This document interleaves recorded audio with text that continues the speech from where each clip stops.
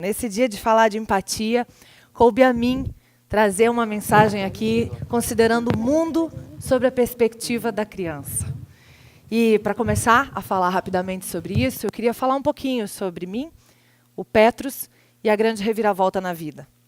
Na verdade, tudo aconteceu em 2011, quando eu morava em São Paulo, depois de já ter passado uma temporada aqui no Espírito Santo, apesar de ser paranaense. E nasceu meu filho, Petrus. Eu trabalhava nesse momento na HP mesmo, de computador, impressora, com treinamentos na área comportamental, adorava, enlouquecida, trabalhava horrores, então estava tudo traçado o plano. O menino nasceu, vou ficar 4 meses de licença, né, um de férias, fico 5 meses com a criança, coloco ele numa escolinha o dia inteiro e volto a trabalhar como uma louca, como sempre fiz e como sempre adorei fazer. Afinal de contas, um filho não pode mudar tanto assim a vida de uma pessoa, certo? Errado. Ele nasceu e chorou. E chorou. E não parou nunca mais de chorar. E as pessoas diziam, fica tranquila, são só os 3 primeiros meses. Então, até os 3 primeiros meses, eu estava firme, forte e tranquila. Porque ele chorava dia e noite sem parar. Não é que ele trocava o dia pela noite, não. Eu ainda acho que tem sorte as pessoas que os filhos trocam o dia pela noite, porque pelo menos dorme de dia. Não, ele não dormia. Ele tinha espasmos de 20 minutos quando estava morto. E aí, enfim, eu descobri que eu realmente não sabia nada desse negócio de criança.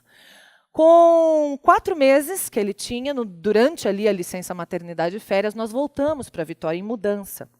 Então, estava tudo certo, eu ia ser transferida, trabalhar na HP em Vitória, beleza, tudo certo, entrevista agendada com o gestor daqui, estava tudo ok, mas ele não parou de chorar nos 3 meses, nem nos 4 meses, nem nos 5 meses, quando eu deveria fazer a entrevista. Então, eu pedi demissão por telefone e falei, eu preciso dar conta desse negócio aqui, que eu não estou conseguindo. Eu sempre tão autoconfiante, né? Vou resolver, deixa que eu faço, deixa que eu aconteço. Isso eu não estava conseguindo, definitivamente. E aí, quando ele não parou, algumas pessoas começaram a dizer, não, tem criança que vai até os 6 meses, né? 6 meses, não parou de chorar. 7 meses, não parou de chorar. Ele teve uma série de complicações, né? E não parou de chorar. Quando ele tinha 8 meses, chorando, uma amiga falou assim, mas vem cá, você já leu algum livro sobre bebês? Eu falei, existe? E eu descobri a primeira coisa que eu acho muito interessante de trazer, que na nossa cultura a gente não tem a ideia de estudar para ser pai e mãe. A gente acha que para isso não precisa. Agora, é tão interessante porque a gente pode suportar qualquer coisa que dê errado na nossa vida, mas um filho que dê errado, a gente nunca vai superar. A gente vai para sempre se perguntar onde foi que eu errei, o que eu poderia ter feito diferente. Enfim. Uma das coisas que eu descobri na hora que eu li esse livro e que eu fui estudar e eu resolvi me aprofundar e eu resolvi não parar mais de estudar e isso mudou a minha vida, tem a ver com esse vídeo.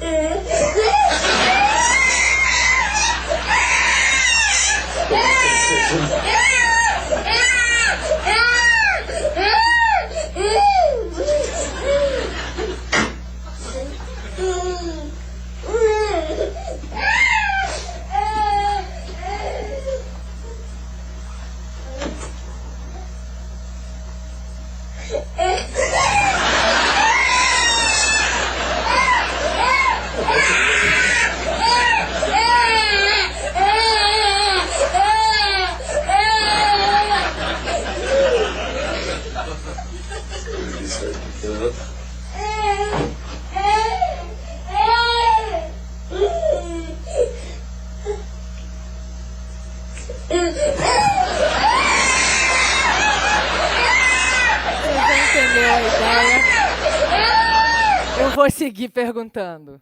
É possível que essa criança estivesse fingindo ou manipulando? Quem acha que sim? Levanta a mão, por favor. Levanta de verdade. Bacana. Quantos anos tem essa criança no máximo? No máximo 2, estourando. Se ela tiver, máximo é 2, correto? Aos 2 anos, as crianças ainda não falam. plenamente. Falam algumas coisas, umas mais, outras menos, mas elas não têm todo o potencial, vocabulário, possibilidade de comunicação que a gente tem quando adulto, né? Então, quais são as formas de comunicação mais comuns de uma criança aos 2 anos? O choro e... Oi? O riso, o choro, né? E as movimentações corporais. Então, né, dotada dessa potência de comunicação e desses recursos que ela tem, a criança vai tentar comunicar o que ela precisa. Ela ainda não sabe, não tem ideia do que seja fingir ou manipular. Ela só conta com esses recursos de comunicação. Portanto, quando eu olho para essa criança e penso, ela está fingindo ou manipulando, é porque eu estou olhando para ela com a cabeça do adulto. Do adulto. Se eu olho para ela com a cabeça da criança, eu sei que ela não tem condições ainda de fingir ou manipular. Ela está comunicando alguma necessidade que eu não sei qual, pode ser inúmeras. Mas é o jeito que ela sabe. Agora, ela é tão inteligente aos 2 anos que ela já percebeu que não adianta chorar sozinha. Ela sabe que é o adulto que resolve as situações que ela precisa que resolva. Então, ela vai até ele e chora, e se joga no chão, e fala, por favor, eu estou precisando de você para alguma coisa. E o adulto acha super engraçado, filma, sai de cena, vai para outro canto, espera as crianças virem, né, e dá risada e põe no YouTube. Porque é muito engraçado ver a criança fazer isso. Ela está sofrendo. Se a gente soubesse o tanto que ela pode estar sofrendo, talvez a gente não achasse mais graça depois de assistir esse filme. Ela pode estar querendo comunicar inúmeras coisas, né? A gente precisa olhar com a cabeça da criança, senão a gente fala de empatia, mas demora a conseguir fazer. Isso é muito interessante. Na nossa cultura, a gente está acostumado a desrespeitar as crianças. O caso do Igor eu quero trazer para vocês. Eu conheci o Igor numa consulta pediátrica para o meu filho. Enquanto esperava a vez dele, o Igor estava lá. E o Igor estava com cara de quem queria conversar. Vocês já perceberam que eu não gosto. E eu perguntei, comecei, né, a puxar papo. Oi? Ele falou, oi. Como é seu nome? Igor. Que legal, o meu também começa com I. Ah, é? Aí tentou adivinhar, aquelas brincadeiras e tal. E aí eu disse, né, quantos anos você tem? Ele pôs os dedinhos assim, disse 4. Falei, uau, que meninão, né, bonitão, com 4 anos e tal. A mãe virou e falou, isso é porque você não conhece, ele é terrível. Eu não queria dizer para ela que eu não estava conversando com ela, que eu seria indelicada. Mas era verdade, eu não estava conversando com ela, ela complicou a conversa, porque o Igor, nessa hora, buscando atender a expectativa do adulto, especialmente o adulto de referência, a mãe, fez uma cara de terrível e contou uma coisa de terrível. Sem contexto nenhum, Igor disparou. Eu joguei o prato na professora. A mãe falou, menino, se seu pai ficar sabendo, vai apanhar. Aí ele disse, não, ele fez isso, eu disse, né? Por querer ou sem querer? Vamos combinar que haveria essa hipótese. Ele disse, por querer. Eu falei, você está me complicando. Me ajuda. E aí eu falei, mas por que você quis jogar o prato na professora? Ele falou, porque eu estava colocando a minha toalhinha em cima da mesa, ela veio, arrancou a toalhinha, jogou no canto e botou o prato assim. Eu fiquei com raiva e joguei o prato nela. Longe de mim dizer que o Igor está certo de jogar o prato na professora. Eu não vim aqui para isso. Longe de mim dizer que ele tem razão de jogar o prato na professora. Eu também não vim aqui para isso. Mas eu ouso dizer que a professora não faria isso com um adulto. Que com um adulto ela esperaria ele terminar de colocar a toalha, respeitosamente, e depois colocaria o prato. Mas é uma criança, só uma toalha, só uma criança, não tem importância nenhuma. O importante é fazer rápido, que eu tenho hora para cumprir. Eu ouso dizer que o Igor foi desrespeitado. E no auge da sua maturidade de 4 anos, só sobrou o piloto automático de uma pessoa de temperamento forte. Pá! E se a gente ainda bate no menino, ou faz o menino lá pedir desculpa, a gente desrespeita ele de novo. Sem parar para ouvir, sem conversar, sem dar opções para ele do que fazer então com a raiva que sente, que é a inteligência emocional. Mas não é só com o Igor que isso acontece. Quando a gente visita amigos, quem tem filho, vai para a casa dos outros amigos que também têm filhos, a gente chega porque a gente quis chegar, a gente fica porque a gente quis ficar. E a criança, quando a gente chega, ela é obrigada a se enturmar com a criança que está lá, querendo ou não, gostando ou não, tendo afinidade ou não, porque a gente vai na casa do amigo pela nossa afinidade, não necessariamente pela afinidade da criança com a criança dele. E aí, ela no começo, às vezes, não está muito à vontade, ela fala, eu quero ir embora, você fala, vai lá brincar. E aí a criança é obrigada, então, a interagir, ela acaba interagindo, ela acaba conseguindo, ela acaba gostando, e aí ele demora mais tempo que você e tal, para você já deu. E aí a gente fala, tá bom, tá na hora de ir embora. E a gente vai lá, agora vamos embora. Fala, não, tô brincando. Vamos embora. Tá na hora, eu já falei, hein? E a gente não quer saber se ela quer ir embora. A gente quer saber que agora é hora de ir embora. E a gente não está preocupado se ela quer ir embora. Assim como a gente não estava preocupado se ela queria ficar. Isso acontece rotineiramente. A gente nem percebe. É comum. Adultos que só cumprimentam adultos. A gente encontra as pessoas com a criança do lado, a pessoa vem, cumprimenta todos os adultos presentes e não cumprimenta a criança. Isso acontece. E a gente, muitas vezes, não estranha. Acha que pode acontecer, que é aceitável, é normal. Uma vez o meu filho já me perguntou por que ele não me cumprimentou. Eu falei, não sei. Realmente não sei. Ele está equivocado. Mas também já avisei, infelizmente isso é normal na nossa cultura. Pode acontecer outras vezes. Fale você, oi. Lamentável. Tudo dizer não pode, né? A criança pega um objeto perigoso, alguma coisa que oferece algum risco. O adulto vai lá com a melhor das intenções. Porque, afinal de contas, se meu filho não tivesse chorado 8 meses, eu não saberia essas coisas e eu também faria tudo isso assim. Cheia de boa intenção. A gente vai lá e tira o objeto da criança e fala assim, não pode. A criança, pequenininha, então quando eu quiser alguma coisa da mão do outro, eu falo, e tiro da mão dela. É isso? É.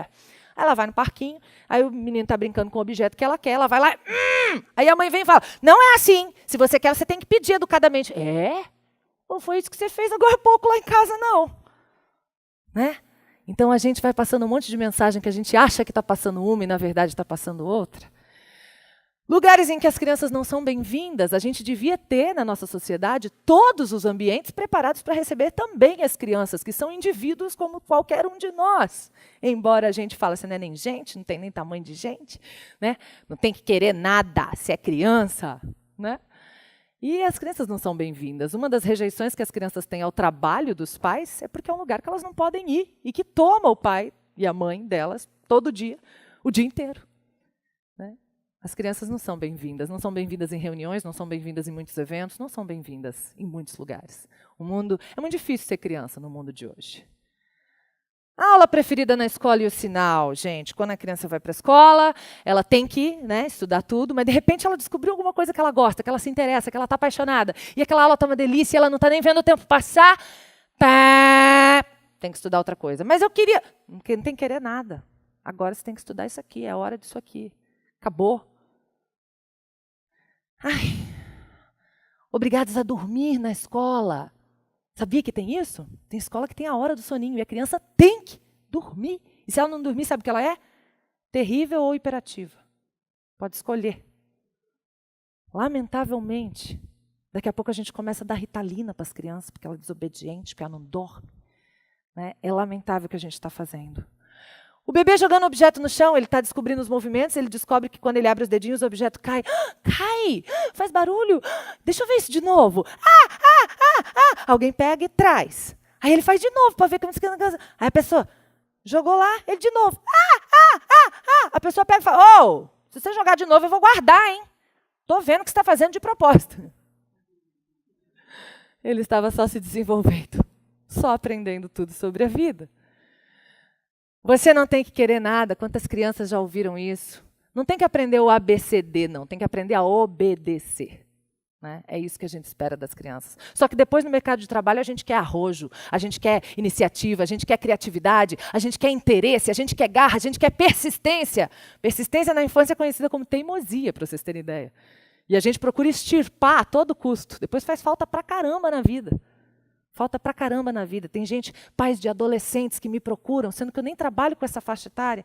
Mas acho que o desespero ou a esperança, eles me procuram e dizem, o que eu faço? Meu filho não quer nada com nada. Eu falo, por acaso na infância ele ouviu, você não tem que querer nada? Mas ele era criança. A gente planta na infância e colhe na vida adulta. A gente planta na infância e colhe na vida adulta. E as crianças possuem empatia. Já ouviram falar aqui que a gente nasce com a empatia, os neurônios espelhos.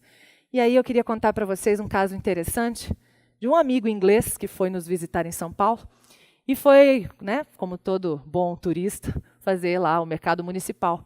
Enquanto esperávamos o sanduíche de mortadela, tinha aquele potinho lindo no centro da mesa com coisinhas redondinhas, né, de várias cores, verde, laranja, amarela, vermelha. E não deu nem tempo de avisar, ele pegou um palito de dente e era o quê? pimenta. E ele soltou fogo pelas ventas, foi um negócio horroroso. E eu contei isso numa mesa com um monte de amigo. E a gente morreu de rir. Todo mundo riu dessa história, porque foi realmente muito engraçado. E o meu filho, sério, estava com 3 anos, me cutucou depois que todo mundo riu e falou assim, não foi engraçado para ele. Eles têm empatia. A gente dá um duro danado para acabar com ela. E depois começar a fazer cursos e retomar. Veja vocês a que ponto chegamos. Nós estamos fazendo curso de humanização.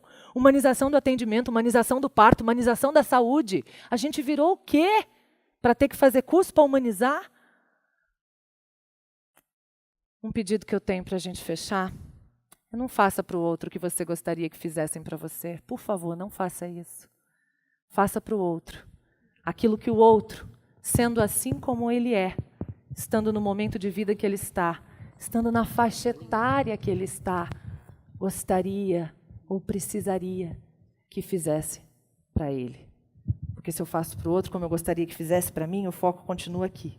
Se eu faço para o outro como ele gostaria que eu fizesse para ele, eu tenho que parar e olhar para ele. E aí eu vou ter que fazer diferente para cada um. Pais de mais de um filho sabem que as coisas não funcionam igual para as crianças diferentes. Que Deus abençoe e que a gente consiga de verdade se colocar no lugar do outro. Obrigada.